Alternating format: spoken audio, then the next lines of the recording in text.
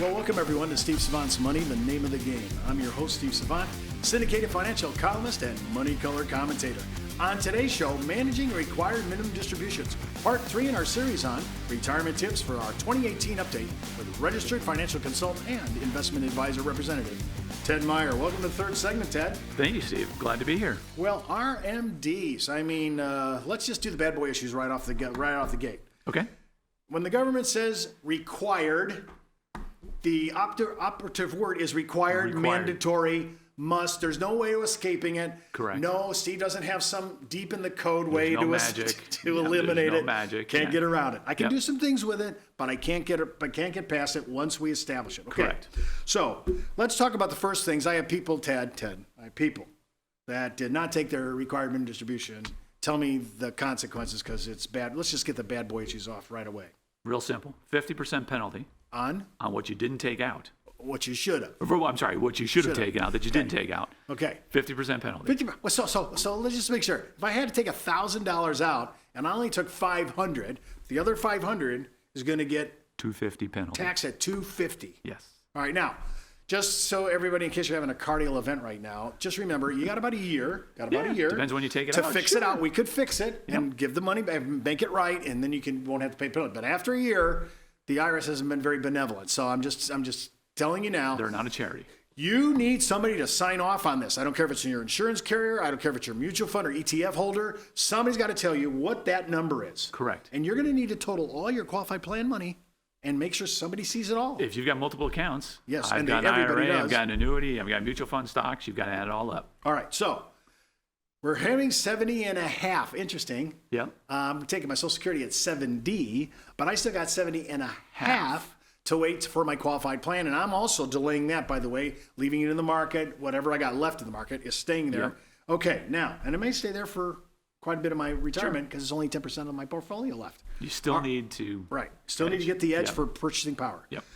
Okay, qualified plan. Now, all of RMDs are coming out of qualified plans. Now, every time I say this is like a revelation to people. Qualified, non-qualified. Okay. What do you mean? Qualified plan, it's required. There's no basis. There's no principal. This is all taxable money at ordinary income tax rates. That's correct. By the way, little heads up for retirees.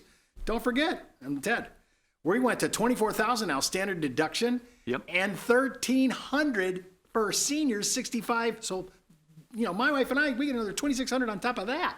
So we're at, think about $26,600 before we pay dime one. Yep. Your RMDs might be able to match up to your deductions and your senior standard deduction. Wow. Theoretically, you could get it for free. You may get it for free. Okay. So just a little heads up, remember. And by the way, the new tax brackets are also down. So most seniors are experiencing higher standard deduction and lower taxation. Okay. Win-win. But your RMDs are coming out and they're subject to taxes. Right. And if your RMDs are coming out and those are subject to taxes, your RMDs are also subject to the provisional income test for Social Security benefit taxation. Correct. Now, Ted, walk me through this because I think people think they don't put the two together, but they're completely correlated. Absolutely. When you are in retirement, you turned on Social Security and now you're taking out your RMD. That money, along with other investment money, adds up to your provisional income number, which then dictates how much tax am I going to pay on my Social Security. And so the goal is to try and figure out, I have to take out the required distribution, but are there ways to take that out or to take out Social Security or to work with my pension to give me some sort of break in the taxation? Right.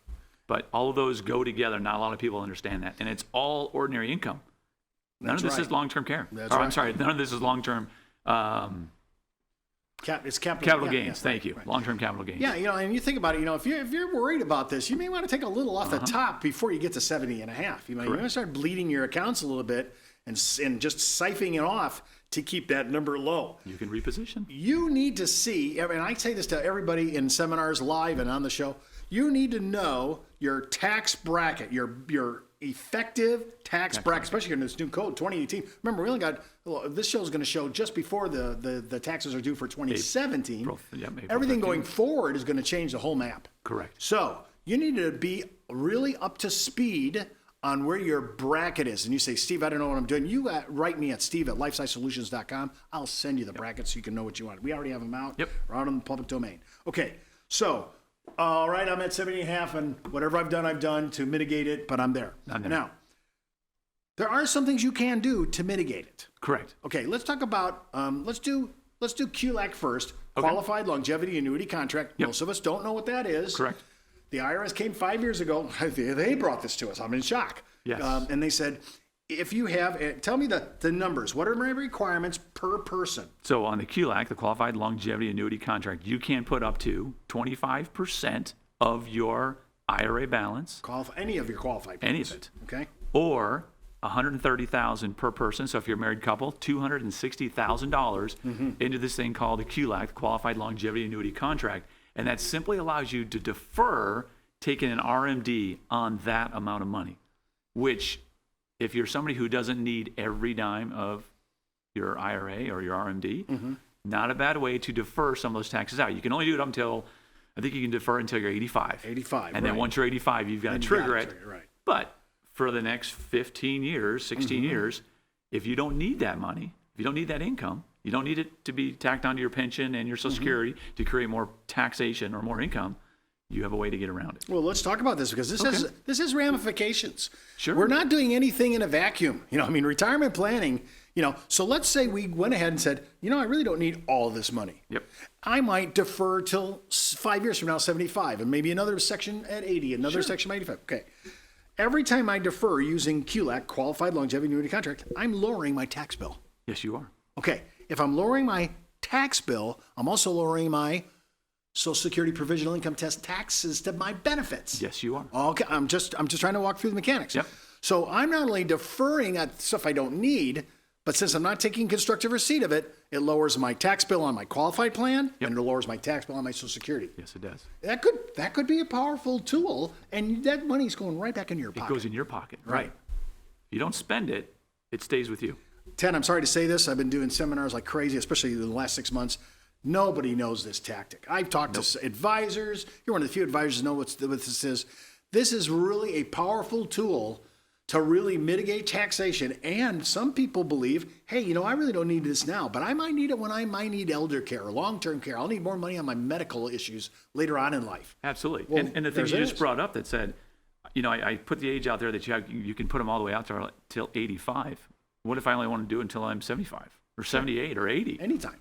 I can take this income, constructive receipt of this income anytime, but I have to take it at age 85.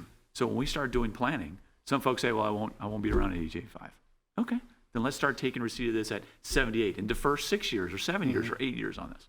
So there's a lot of tools that we can use. Just remember, and everybody tells me they're going to be dead by 85. I just want you to know, listen, if you got longevity issues in your family and impairments that cause short timelines, I get that. And I'm totally there. Go ahead. Don't do this. Right. But my goodness, think about it. The average male is going to live 86.6, female 88.8, and the survivor of a marriage, generally the woman, 87% of the time, correct, is going to be to 93.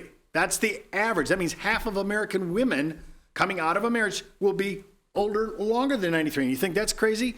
Willard Scott in the 80s and 90s, when he was on, he used to say happy birthday to a handful of Americans that were turning 100 and put them on the Smucker's jar. Those people are the largest demographic in geriatric science right now. You can make a whole hour TV show out of those now. I think I should. And I think what we have to really hit here, or talk about just for 1 second, is how long retirement is. Retirement planning or retirement for our parents, our grandparents, was 4, 7, 8 years. Retirement now can be, as you just mentioned, a couple 65 or older, still married, you're looking 30 years. So we've really got to think about this. This isn't just a short time anymore. This is a significant portion of our life that we have to really plan for income, taxation, and how to make sure we get through it. Yeah, I mean, I get that Jean Clement and Susanna Jones are outliers on the mortality timeline. I get that. These girls, Suzanne, 116. Yeah, 116. Jean Clement, 122 years. But a lot of gals on the boomers who have been very good about their health are going to see 100. We're just going to see it. I think they've even said that the first person to live to 140 is walking around right now. Yeah, that's Dr. Aubrey de Grey. This guy believes his latest book is The End of Death. Yes. The End of Death. Well, I don't know. God may have something to say about that. But think about it. I'm trying to get you to see that there's some games to be played. One is we want to protect our RMDs and not take a penalty. Correct. Number 2 is to reduce our taxable event on our RMDs and in turn, Social Security.